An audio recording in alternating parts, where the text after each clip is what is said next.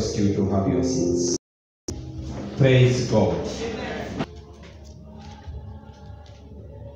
Ezekiel 3, verse 16. At the end of the 7 days, the word of the Lord came to me. Son of man, I made you a watchman for the people of Israel. Hear the word I speak and give them warning from me.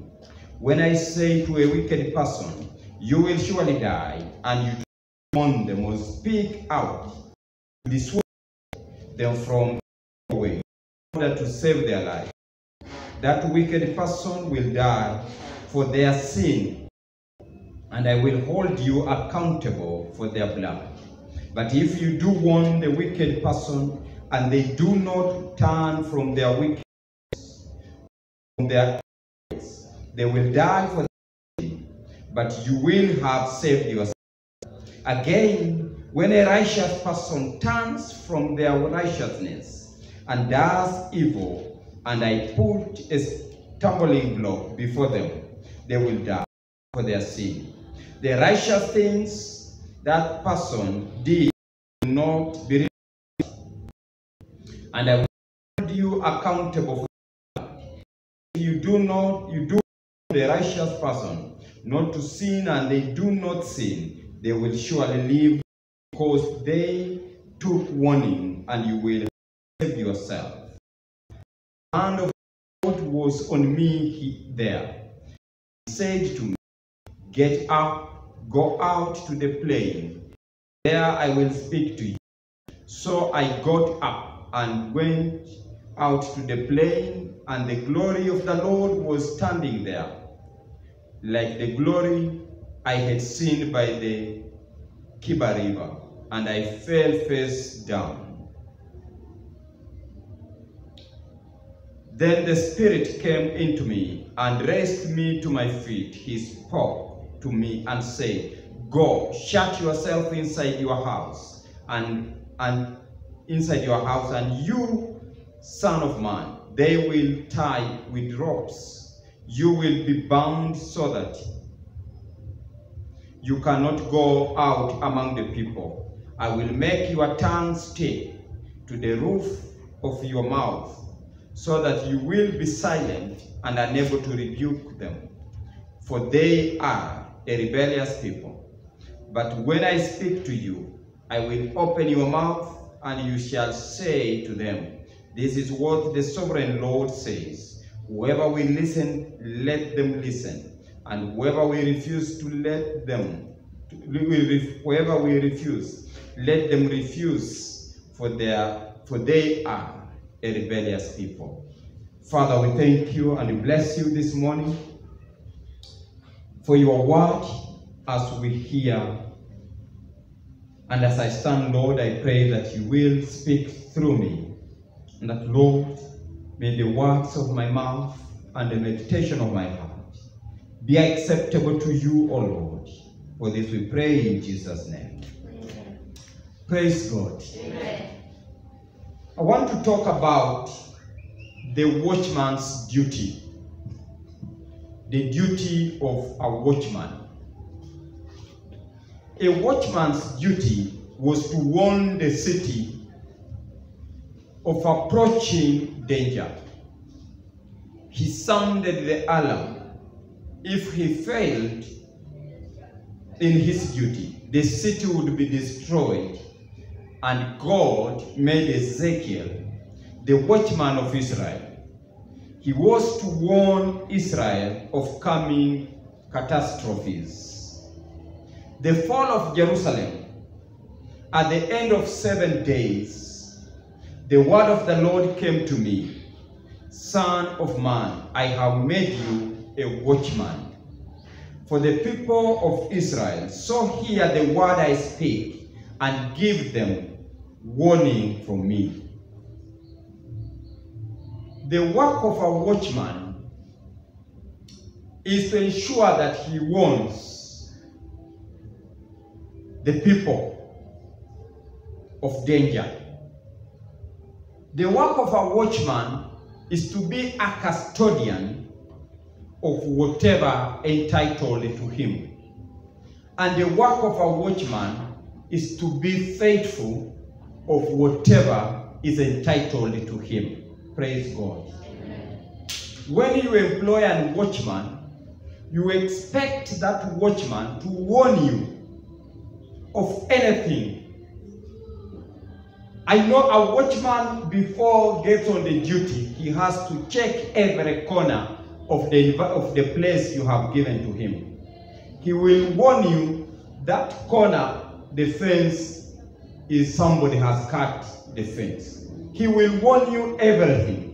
And therefore God made Ezekiel to be a watchman, and he gave him a duty. Because when you employ a watchman, you must sit down with a watchman and tell him, this is the work that you are to do. Woe to you if you employ a watchman and you tell him, okay, take care of that place, and then you leave. Then that watchman, whatever happens in that area, that watchman has no authority over, you have no authority over that watchman, because you did not warn him on what, or instruct him on what to do. Number one that the watchman was to do, watchmen warn the wicked of their wrongs. Watchmen, in this sense, they were to warn the wicked on their wrongs. And therefore God called Ezekiel at a very trying moment, a time when the prophecy had already been made, that if the children of Israel do not turn away from their wicked ways, if the children of Israel do not turn away from idol worship, they will find themselves in the wilderness, in the exile, and they will be there for 70 days. And therefore Ezekiel comes in at this time to warn them from their wrongs. Their wrongs are those things which were to lead them to the exile, so that they do not continue with them to avoid getting into the wilderness. A watchman here was to warn them. For example, as a priest here, I am a watchman. You know, priests, we have the worst names. We are servants, we are watchmen, we are what? I am a watchman here. And my work here is to warn the people God entrusted in me, in my hands. And the people the bishop has entrusted me to warn them that when you continue doing evils, you will find yourself in hell.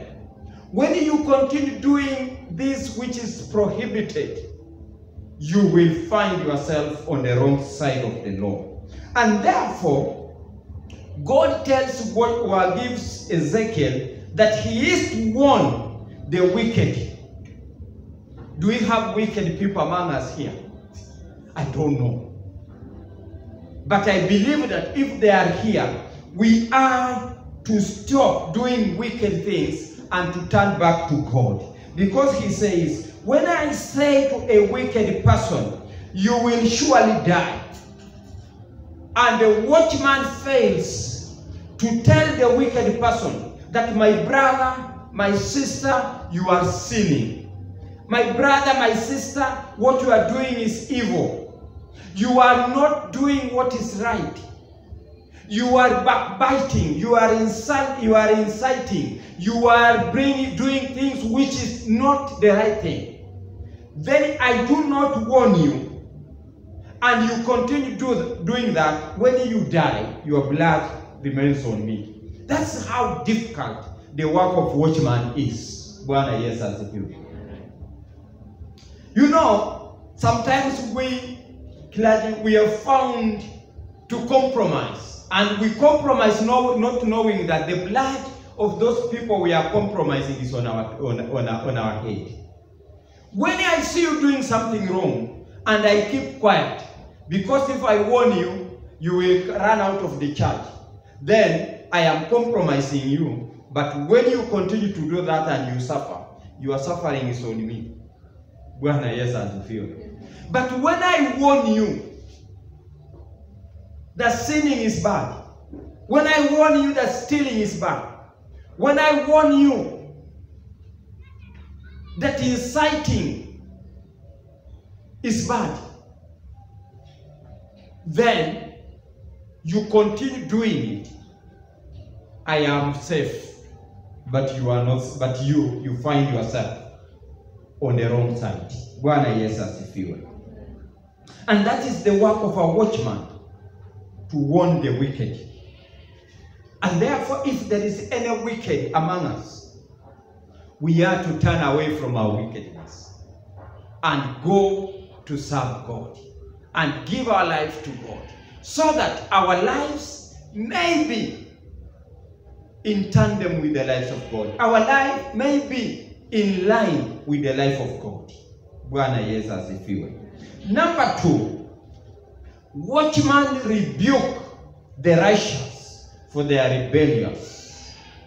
A watchman is to rebuke the righteous. And you wonder, how can a righteous be rebellious? In Philippians chapter 4 verse 8 to 9, he says, finally, brothers and sisters, whatever is true, whatever is noble, whatever is right, whatever is pure, whatever is lovely, whatever is admirable, if anything is excellent or praiseworthy, think about such things. Whatever you have learned or received or heard from me or seen in me, put it into practice, and the God of peace will be with you. All these things, as we look at them, we are righteous. We know that we are righteous, but we must look at these things. These are things that sometimes make us fall. Whatever is lovely, whatever is pure, we need to look at those things. Those are our yardstick in our walk with God. Because you are righteous and you feel like you are righteous, and you bring in pride.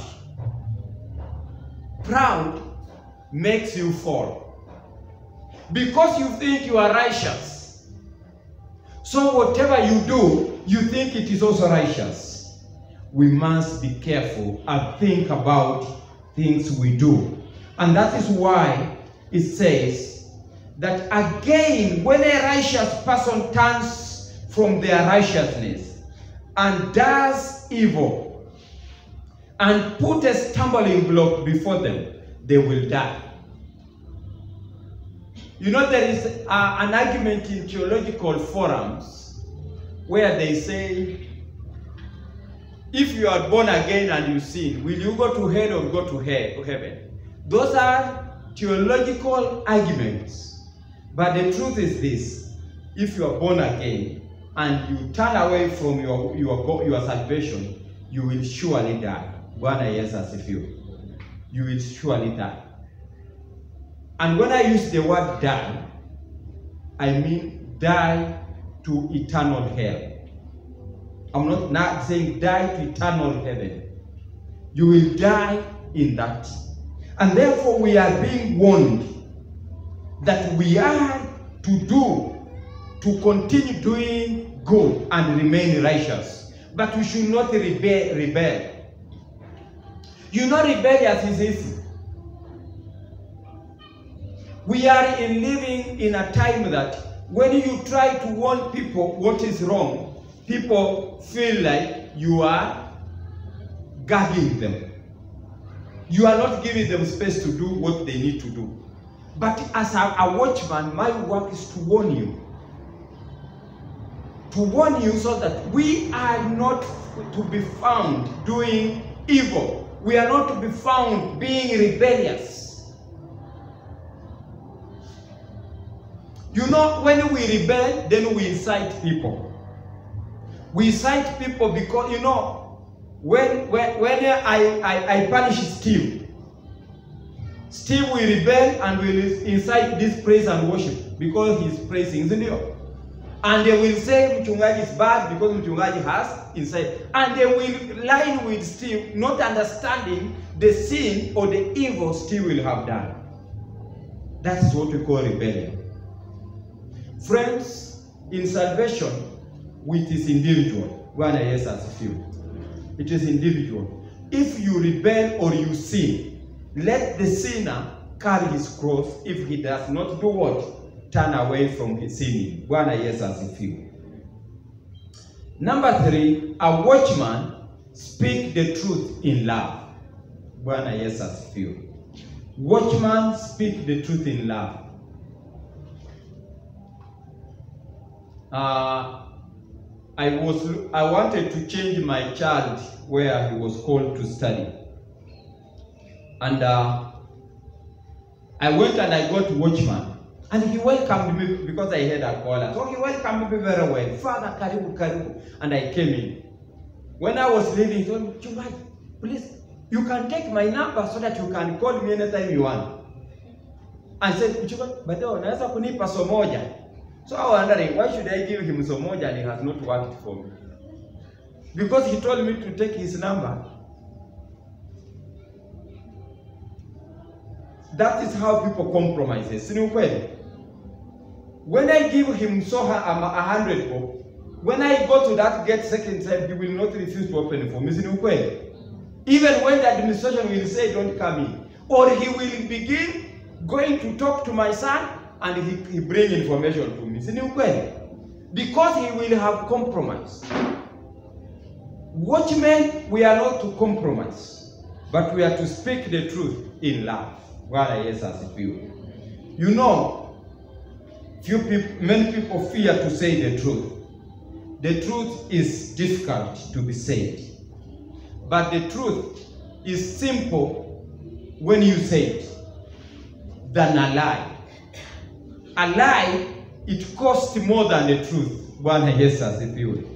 You know, when you keep on lying, and one day you are cornered to say what you have been saying, you look so bad.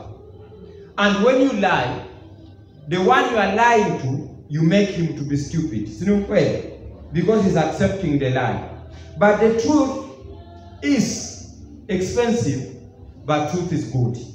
And therefore, as a watchman, we are to tell you, brothers and sisters, that let us live life worthy pleasing God. Let us live life that is people can emulate from. Let us live life of God, the life that is instructed in the Bible. Even though we are living at a challenging time, we have a duty to live life worthy pleasing God. We have a duty to desist from living life that is not pleasing God. We have a duty to live life that people can emulate from.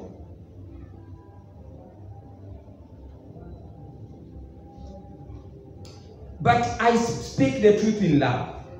This is what the sovereign Lord says. Whoever will listen, let them listen. And whoever will refuse, let them refuse. For they are rebellious people. And these words that God put in Ezekiel, the children of Israel never listened to Ezekiel. Let me tell you the truth. They refused. And because of that, they found themselves in the exile where they lived for 70 years, suffering under captivity. So Ezekiel warned them. And because Ezekiel warned them, Ezekiel washed his hands. And the blood of the children of Israel is not in the blood on Ezekiel. Because he did exactly what God told him. Friends, all of us here, we are Christian. For those if we are born again, all of us. And all of us have a duty. All of us here, we are watchmen. Bwana Yesu asifiwe. All of us here, we are watchmen. All of us here, we are to watch, to warn people.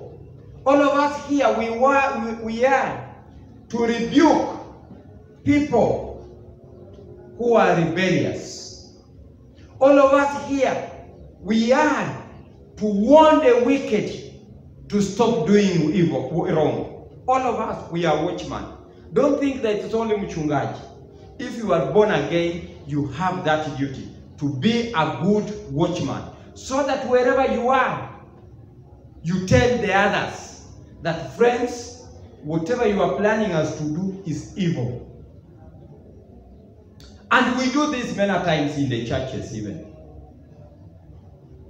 Because I have done wrong, I will incite others, so that I am not alone.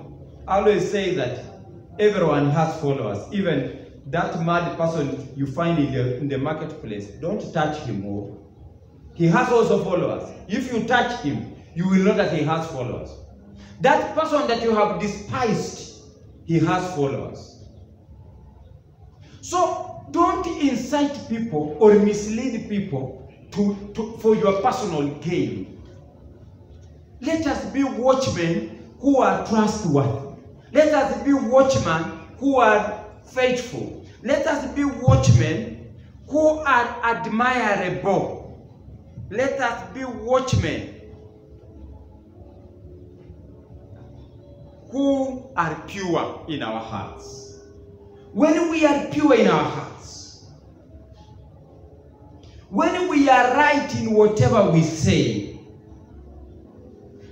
when we are lovely as we rebuke in love, then we shall succeed in our mission.